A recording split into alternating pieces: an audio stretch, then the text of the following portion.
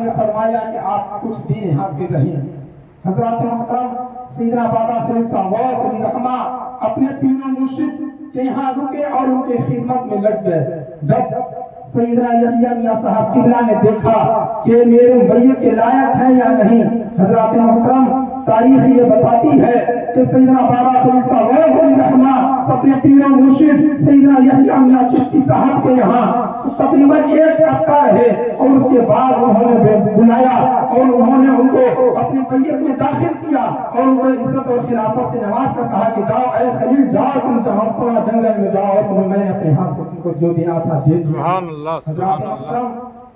سیدنا بابا فرید صاحب غوث علی رحمہ کی یہ شان ہے کہ فلاں جنگل سے ریاضت اور مجاہدہ کرتے ہوئے، اللہ کا قرب تلاش کرتے ہوئے وہ پرتیسر کی بہار قانون میں پرتیسر ایک سرزمین پر چلے گئے اور وہاں ذکر الہی میں مشغول ہو گئے۔ کافی عرصے کے بعد لوگوں کو معلوم ہوا کہ یہاں کوئی اللہ کا ولی ہے۔ لوگوں کا آنے جانے کا سلسلہ لگا اور سیدنا فرید صاحب غوث علی رحمہ کے لوگ خدمت میں حاضر ہونے لگے اور ان سے فیضیاب ہونے لگے۔ ان کی کرامت تو بہت ساری ہے۔ میں نے اپنی کتاب میں پڑھا کہ ایک مرتبہ وہ سیدنا فرید صاحب غوث علی رحمہ داناپور پٹنہ میں تشریف لے گئے تھے اور ان کی خواہش ہوئی کہ میں مرغی کا انڈا کھاؤں۔ بیان کرنے والے مورخ نے لکھا ہے کہ ان کے مرید فیروز احمد صاحب مرغی کی تلاش میں گئے اور جس کے گھر گئے ان کی مرغیاں انڈا دینا بند کر دی تھی، اور ان کے پیر صاحب کی یہ خواہش تھی کہ مجھے آج دیسی مرغی کا انڈا کھانا ہے۔ حضرات محترم ولایت کی نظر یہ دیکھ رہی تھی،